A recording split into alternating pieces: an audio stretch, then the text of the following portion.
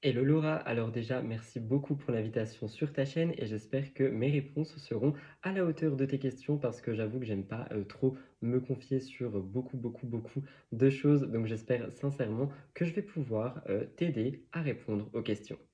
Salut les gars, on se retrouve aujourd'hui pour une nouvelle vidéo. Alors je me suis permis du coup sur Instagram de contacter Rudy Koppel pour un projet où je souhaitais, étant donné que c'est un créateur de contenu que j'adore, faire une petite interview avec lui. Alors aujourd'hui c'est un nouveau concept et il a très gentiment accepté de me donner de son temps et de répondre à toutes mes petites questions. C'est un créateur de contenu que vous devez connaître probablement si vous aimez la télé-réalité ou les actualités. Donc je vous laisse avec la suite de la vidéo si vous voulez en savoir plus. C'est parti! Il faut savoir que Rudy Koppel a commencé sur YouTube avec le nom de Gossip Rudy. Donc ma première question pour toi, c'est: as-tu eu du mal à te défaire de l'image de Gossip Rudy? Est-ce que j'ai eu du mal à me défaire de l'image de Gossip Rudy? Oui, parce que je suis arrivé avec ça et je me suis un peu bâti avec ça. J'ai quand même eu 20 000 abonnés lorsque j'étais Gossip Rudy, donc plus de la moitié de ce que j'ai actuellement. Et le problème, c'est que beaucoup de gens ne font pas la différence entre ce que je fais aujourd'hui et ce que je faisais avant, alors que la différence est là. Et j'ai beau le répéter, c'est très dur.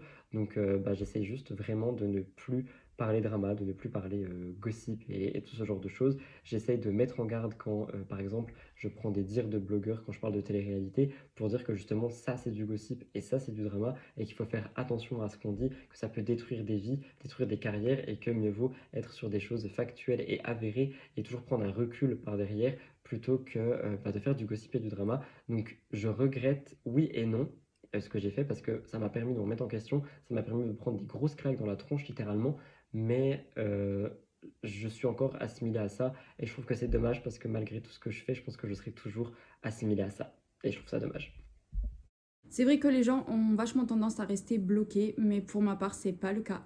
Et je pense que personnellement, comme beaucoup de monde, on n'a rien à dire et que l'essentiel, c'est là où tu en es aujourd'hui.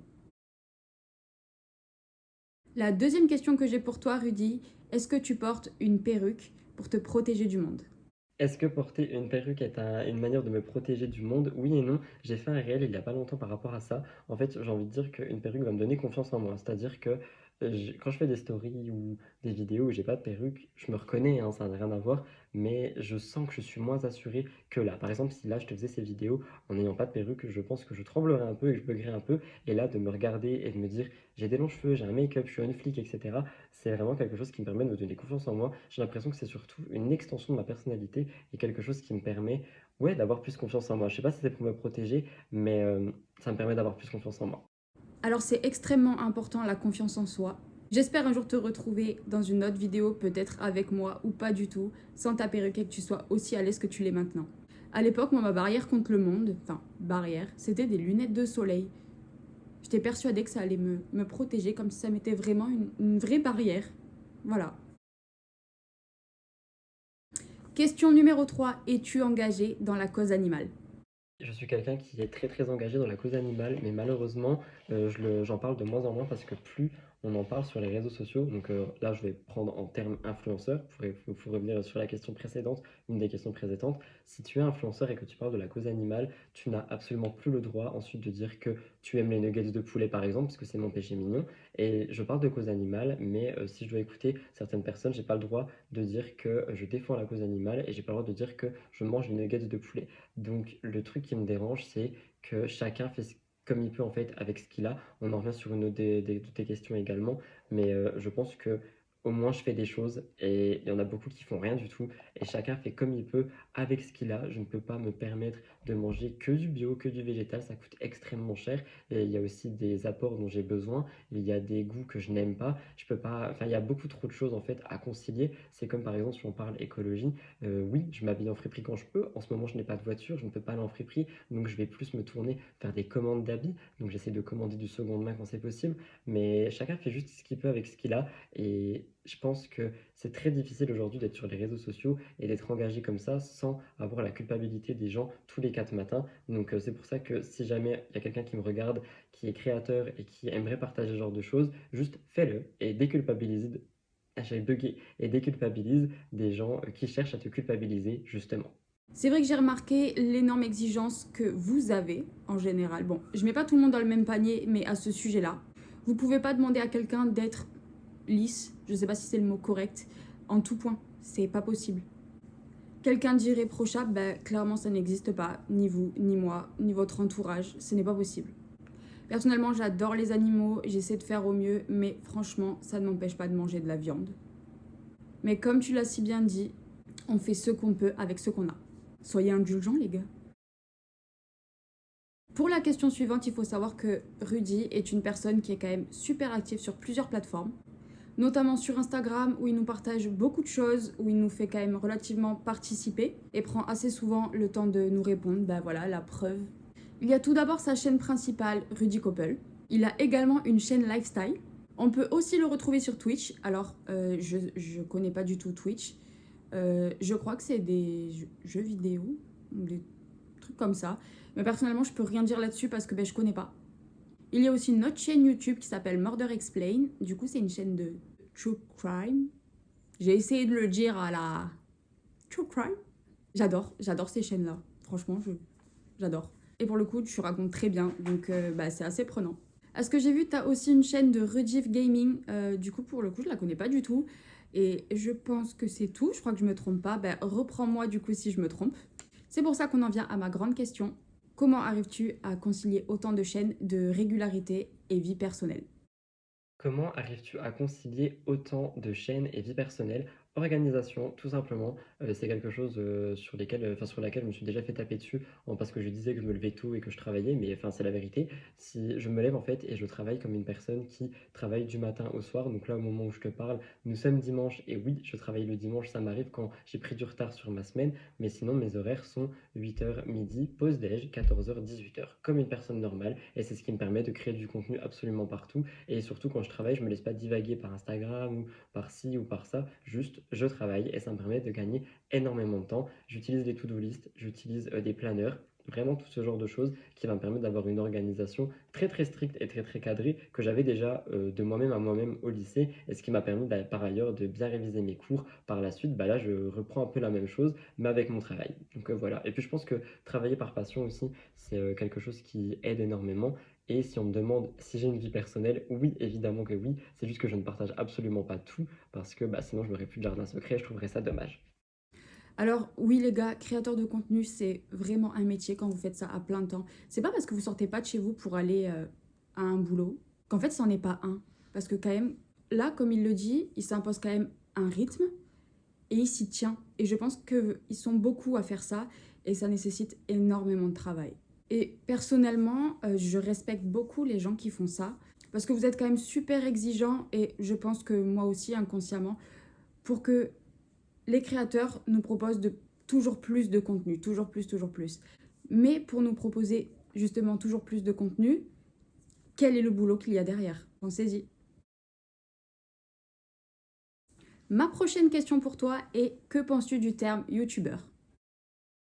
Qu'est-ce que je pense du terme youtubeur? Je pense que c'est un terme qui prend sens. Plus le temps avance, plus il prend sens, mais qu'il faut en fait différencier beaucoup de choses. Donc pour moi, youtubeurs font partie des créateurs de contenu et des influenceurs, mais il y a vraiment tout en fait, il y a trois mots à différencier. Ce sont les candidats de télé-réalité, les influenceurs et les créateurs de contenu. Pour ma part, je pense plus être un créateur de contenu qu'un influenceur, dans le sens où je suis surtout là pour créer du contenu plutôt qu'influencer. Donc oui, il m'arrive de donner des bons plans, il m'arrive de partager des produits que j'utilise ou peu importe. Mais c'est pas dans le sens influencer, c'est toujours créer du contenu autour. Donc le terme youtubeur, je ne saurais pas trop quoi en dire dessus, mais pour moi, la majeure partie, enfin la majeure différence qu'il faut faire, c'est vraiment ces trois termes. Je ne sais pas si ça a été clair. Je t'avoue que pour le coup, j'ai pas vraiment d'avis moi sur le sujet parce que je saurais même pas définir ce qu'est un youtubeur. La prochaine question est quel message aurais-tu à faire passer aux personnes qui souffrent de la bêtise des gens et qui ne sont pas ouverts d'esprit? Si j'ai un message à faire passer à toutes les personnes qui souffrent de la bêtise des gens et de leur manque d'ouverture d'esprit, c'est croyez en vous et soyez vous-même. Ce n'est absolument pas de votre faute si les gens sont bêtes, comme tu l'as si bien dit dans ton message, et qu'ils sont fermés d'esprit. L'ouverture d'esprit est quelque chose qui peut se travailler par contre, mais la bêtise des gens, par exemple, moi quand je me prends des remarques sur le fait que j'ai des cheveux mais que je suis un garçon, ou peu importe, que je porte une robe mais que je suis un garçon, au bout d'un moment, je pense qu'il faudrait juste vraiment, comme tu le dis, ouvrir son esprit par rapport à ça. Et si jamais ce n'est pas le cas et que vous rencontrez des difficultés difficultés par rapport à ça, que ça soit dans votre entourage amical ou peu importe, juste restez vous-même, restez fidèle à votre personnalité. Ce n'est pas à vous de changer, c'est à eux de partir de votre vie. Une de mes devises principales est si tu ne te sens pas bien et tu ne te sens pas à ta place avec moi dans ma vie, la porte est ouverte et tu peux partir. C'est tout ce que j'aurais à dire. Pour parler de la bêtise des gens, je pense qu'à je vais pas y arriver. Je pense qu'à ce jour, être mis dans des cases, c'est tout simplement pas du tout évoluer avec son temps. Et je trouve ça complètement débile. En tout cas, Rudy, garde tes cheveux, tes perruques sont bien plus belles que mes propres cheveux. Question suivante, est-ce que tes études t'ont passionné? Est-ce que mes études m'ont passionné? Alors mes études au lycée, oui, parce qu'il y avait énormément de philosophie et j'adorais ça. Et c'est d'ailleurs là-bas, enfin donc pendant mes études de lycée, que je suis littéralement tombé amoureux de l'anglais, donc la langue vivante anglaise. C'était d'ailleurs mes plus grosses options au lycée, donc tu sais, tu peux prendre des options pour avoir un très gros coefficient. Ma philosophie comptait coefficient 7, je crois, et l'anglais comptait coefficient 9. Et bah, c'est pour ça que j'ai fini en fac de langue anglaise, parce que je voulais aller en droit. J'ai été accepté, mais la ville ne voulait pas de moi, donc Lyon. J'ai pas d'appartement. Donc je me suis retourné sur une licence d'anglais et j'ai adoré celle-ci, malheureusement. Quand je suis arrivé en master, on m'a proposé, enfin j'ai proposé un sujet de mémoire sur lequel on m'a dit travail, travail, travail. Et arrivé à un certain moment, ma directrice de mémoire m'a dit qu'en fait, il fallait tout recommencer à zéro. Donc ça m'a dégoûté et j'ai tout arrêté et je me suis reconverti en psychologie. Et c'est aussi quelque chose qui m'a beaucoup plu. Mais malheureusement, encore une fois, j'ai l'impression que le système français n'est pas forcément bien fait et j'ai eu quelques problèmes par rapport à ça. Donc la fac m'a totalement dégoûté. J'ai tout lâché et je me suis mis à mon compte en tant que créateur de contenu sur les réseaux sociaux. Tu parles beaucoup de la philo. Pour ma part, j'avais super peur de cette matière, ça me faisait beaucoup trop cogiter. Après, je sais pas, je suis pas là pour donner mon avis en soi, mais je sais pas si t'as bien fait de tout lâcher, mais en tout cas, je pense que t'as réellement trouvé ta vocation. Et d'ailleurs, en parlant d'anglais, il faudrait sérieusement que je perfectionne le mien. Ma prochaine question pour toi est, as-tu subi de l'homophobie et comment y as-tu fait face? Tu me demandes si j'ai subi de l'homophobie et si c'est le cas, comment j'y fais face. Je sais pas si c'est vraiment de l'homophobie, mais j'ai déjà eu des situations dans lesquelles je me suis senti pas vraiment à l'aise et c'est pas des personnes qui sont venues me dire des critiques ou des trucs dans le genre, mais comment j'y fais face à chaque fois, je fuis. Enfin, du moins à l'époque je fuyais, aujourd'hui je n'ai pas revécu ce genre de choses, mais à l'époque je fuyais tout simplement. Si je me sentais mal à l'aise quelque part, mal à l'aise côte d'une personne ou peu importe, juste bah, j'essayais de prendre mon courage à deux mains littéralement et de changer de pièce, changer d'endroit, changer de conversation, fuir la personne. Et c'est quelque chose qui m'a beaucoup aidé parce que je pense pas que j'aurais pu réussir à affronter ça, sachant que j'ai souvent été seul pendant ma vie et que si j'avais eu ce genre de situation, je les aurais vécues seul et je pense que ça m'aurait vraiment été très très compliqué de m'en sortir. Alors, l'homophobie, c'est quelque chose que je ne comprends pas et que je ne cautionne pas du tout. Et je pense que tu as bien fait de te protéger. On devrait tout simplement pas rester dans un groupe ou autre si on se sent pas à l'aise. Moi, personnellement, je l'ai trop fait. Et c'est incroyable comme on peut se sentir tout seul, même en étant entouré d'énormément de personnes. Prochaine question pour toi, s'il y a 10 ans, on t'avait dit, je sais pas si ça se dit, si on t'avait dit, mais que tu en serais là à ce jour. Si il y a 10 ans en arrière, on m'avait dit que j'en serais là aujourd'hui. Attends, j'ai quel âge là déjà? J'ai 25 ans, donc quand j'avais 15 ans, j'aurais pas du tout cru. J'aurais pas du tout cru parce que je galérais déjà à avoir des bonnes notes au lycée pour essayer de réussir mon bac. Donc franchement, non, je pense pas que j'aurais cru vers l'âge de 15-16 ans que j'aurais pu construire une famille et aussi une entreprise parce que mine de rien, ma chaîne YouTube c'est une entreprise. J'aurais pas forcément cru, mais si j'ai quelque chose à dire par rapport à ça, c'est de toujours s'écouter et de toujours croire en ses rêves parce que j'ai été quelqu'un qui a toujours eu des idées et des envies et je me suis toujours dit non, c'est pas possible, non, j'ai pas les moyens, non, je peux pas faire ça, non, ça coûte trop cher et je n'ai pas l'argent. Mais il n'y a pas que l'argent dans la vie, je pense sincèrement que si on croit en ses rêves et qu'on travaille avec ce qu'on a de manière très très dure, on peut atteindre des très gros objectifs de vie, dont par exemple construire une famille, avoir confiance en soi, construire une entreprise et tout ce genre de choses. Donc c'est pour ça, surtout croire en ses rêves, je pense que c'est le plus important et s'y donner à fond corps et âme, littéralement. Là, c'est clairement la preuve que la vie nous réserve de très belles surprises, mais aussi des mauvaises. Mais là, on va garder que les bonnes surprises. Et on passe clairement plus de temps à se poser des questions plutôt que de passer à l'action. Et ça devrait changer. Faudrait que j'y pense pour mon propre cas. Prochaine question, est-ce que la notoriété t'a toujours attiré? La notoriété est pas forcément quelque chose qui m'a toujours attiré. Enfin, j'ai pas cherché à être connu ou reconnu ou peu importe. Je pense que dans mon adolescence, ma fin d'adolescence et mon début d'adulterant, comment on dit, mon début de vie d'adulte, j'avais besoin de reconnaissance surtout. J'avais besoin, oui, qu'on me reconnaisse, mais pas dans le sens notoriété. J'avais juste besoin que les gens se disent, ok, Rudy, il existe, parce que je pense que j'ai eu d'énormes manques dans mon enfance. C'est d'ailleurs pour ça que j'ai sauté la plupart de tes questions concernant mon enfance, et je pense que ce besoin de reconnaissance était principalement dû à ça.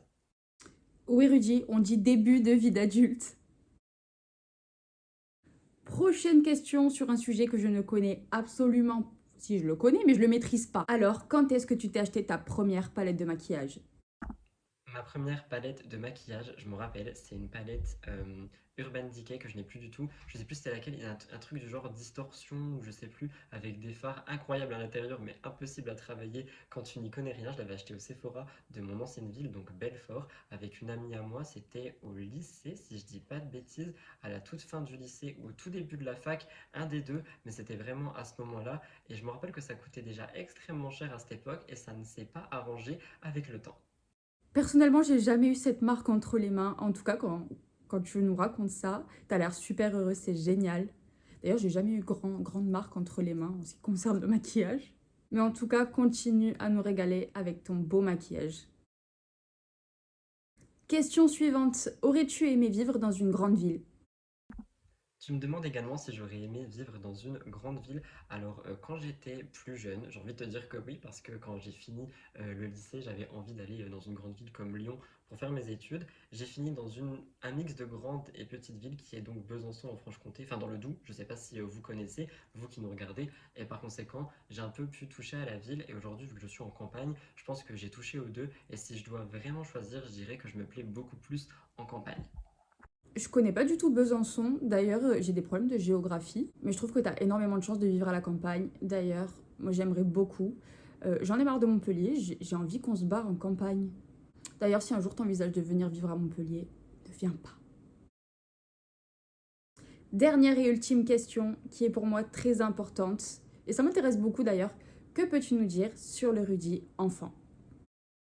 Concernant le Rudy enfant, j'ai envie de te dire qu'il était beaucoup plus naïf que ce que je le suis aujourd'hui et que c'est vraiment quelque chose qui m'a énormément desservi et sur laquelle j'ai dû beaucoup travailler pour ne pas me refaire trahir et ne pas me refaire avoir dans le temps. Donc à toutes les personnes qui nous regardent, faites très attention aux personnes qui vous entourent. Mieux vaut privilégier la qualité que la quantité et ça vaut aussi dans notre entourage.